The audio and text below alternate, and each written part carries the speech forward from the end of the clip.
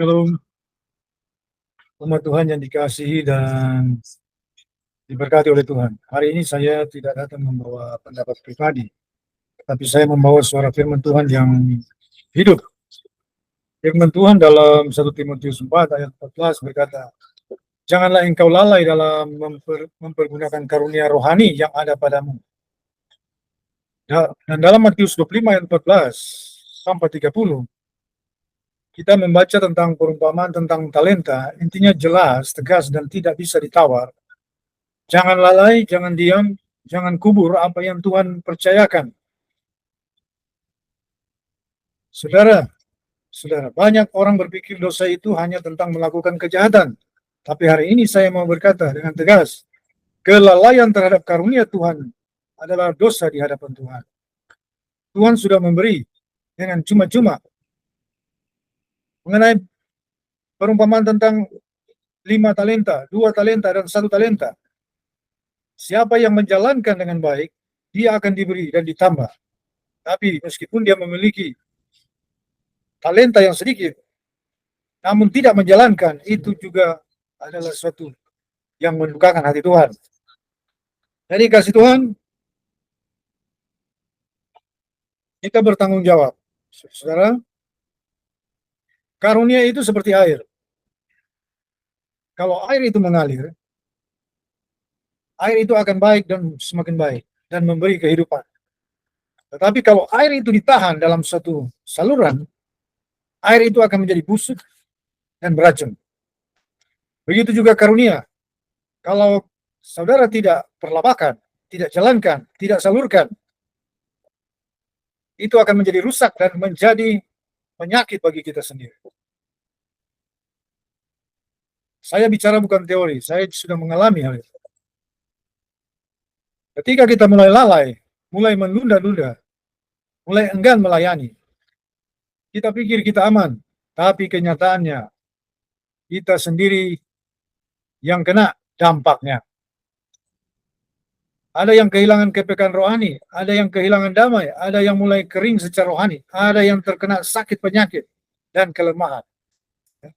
Karena tidak menjalankan karunia itu. Apalagi karunia kesembuhan. Itu harus dijalankan supaya kita sehat. Karena apa yang dari Tuhan itu tidak pernah dimaksudkan untuk disimpan. Itu harus disalurkan, saudara-saudara. Kalau Tuhan beri karunia kesembuhan, pakai. Perlabakan itu. Kalau Tuhan memberi karunia mengajar, pakai dan perlabakan. Ya, kalau Tuhan memberi karunia pelayanan, pakai, layani. Jangan tunggu sempurna, jangan tunggu hebat. Mulai dari yang kecil. Karena prinsip kerajaan Elohim jelas. Setia dalam perkara kecil akan dipercayakan perkara yang besar. Saya sendiri menyaksikan kuasa Tuhan ini. Tuhan kita bernama Yahweh, bukan yang lain. Dan nama Tuhan, saya teringat di sini, saya harus ingatkan kepada kita semua, nama Tuhan tidak boleh diterjemahkan. Karena nama itu sakral, kudus. Sedangkan nama manusia tidak boleh diterjemahkan, apalagi nama Tuhan. Dalam hal ini, kita boleh melihat saudara kita di seberang, mereka benar soal nama Tuhan. Masa kita nama di berbagai bahasa berbeda-beda? Tidak boleh seperti itu. Kalau Anda bilang bahwa nama boleh diterjemahkan, nama Anda yang perlu diterjemahkan lebih dahulu. Kita akan lihat apa yang terjadi di tiap negara, tiap bangsa, tiap bahasa. Nama Anda berbeda-beda. Anda akan menjadi orang bermasalah berat. Ya. Karena kalau nama KTP Anda berbeda dengan satu dengan yang lain. Ya. Karena susunan nama ini punya namanya radiasi, punya vibrasi, punya frekuensi. Dia membentuk frekuensi, menciptakan radiasi atau vibrasi, dan ada energi, ada kuasa, ada wibawa dalam nama ini. Di dalam nama ini bertukuk lutut semua yang ada di bumi dan di sorga. Filipi 2 ayat 10. Jadi jangan main-main soal nama. Ya, kalau dulu saya masih pakai Yesus pun memang ada kuasa. Tapi yang paling betul kalau kita pakai nama asli itu jauh lebih berkuasa. Memang sesuai hati nurani. Tapi hati nurani kita yang benar. Kalau kita memakai yang benar. Kalau saya jadi orang tua, saya sudah beritahukan anak saya, nama saya ini, nama saya Maksi. Kemudian dia memanggil yang lain. Ketika dia sudah makin besar, saya akan bisa tampar itu orang. Ya. Kenapa? Sudah tahu yang benar, memanggil yang salah. Nah, kita hamba Tuhan, ya, harus seperti itu. Masa kita seperti kanak-kanak? Ya. Kita harus memanggil yang benar. Kita mesti memakai yang terbaik, the best. Nah, saya menyaksikan, saya diberi karunia untuk berdoa, bahkan orang lewat telepon, orang gila sembuh, orang minum racun bisa, racun yang ditawarkan, dikeluarkan, bahkan waktu di gawat darurat, itu racun naik ke infus semuanya. Dan ada yang dimuntahkan. Cuma berdoa lewat telepon, air yang didoakan diminumkan. Padahal orang itu sudah, dokter katakan, kalau terlambat beberapa menit, itu racunnya sudah naik ke otak, ya sudah tidak tertolong. Nah, banyak-banyak hal, orang tumor kanker dan lain sebagainya. Kami saksi mata. Kami sendiri heran-heran, itu bukan dari kami. Tapi itulah karunia Tuhan yang Tuhan berikan kepada kami. Jadi sekarang saudara, banyak dari kita harus bertobat. Ya. Kita banyak kali tidak menjalankan. Sedikit banyak yang diberikan kita jalankan dengan maksimal. Jadi kasih dalam Tuhan, saya di sini kembali bangkit ya, dan mengajak kita semua bangkit, saling mendoakan kita sesama orang percaya, ya, dan tidak ada alasan lagi. Hari ini kita memiliki media untuk pelayanan bisa menjangkau bukan 1, 5, 10, bahkan ratusan, bahkan ribuan, lewat Facebook, lewat TikTok, lewat YouTube, dan lain-lain. Ya. Tidak ada alasan bahwa kita tidak ada kesempatan melayani. Ya. Melayani di mana saja. Ya, kita harus bangkit di zaman ini, spirit kita secara kolektif harus bangkit, kesadaran kita bangkit, karena peperangan kita bukan melawan darah dan daging, peperangan kita melawan malaikat-malaikat jatuh, penghulu-penghulu, malaikat yang dulunya malaikat penghulu di surga, jatuh, yang disebut setan si iblis, ya, dan seluruh kerajaannya. Kita berhadapan dengan itu semua. Ini semua yang berlembaga kepada manusia, menjadi penyebab dari segala penderitaan, malapetaka, kesusahan, kemiskinan, dan sakit penyakit, bahkan kematian. Inilah sumbernya. Ya. Tuhan ingin kita bangkit bersama-sama. Ya.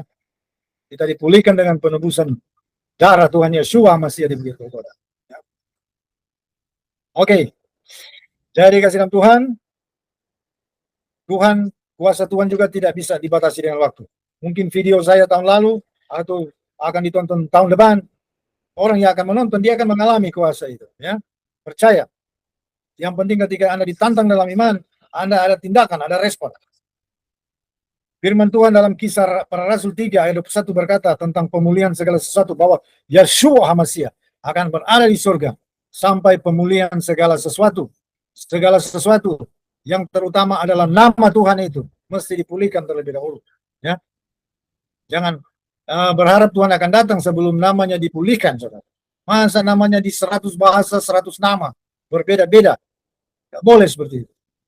Itu termasuk, ya, saya merasa bahwa itu suatu deception dari pekerjaan kegelapan untuk menyembunyikan nama Tuhan yang dahsyat itu. Kita mengalahkan iblis dan pekerjaan kegelapan hanya dengan nama itu. Ya. Jadi pakailah yang maksimal, yang paling sempurna. Oke.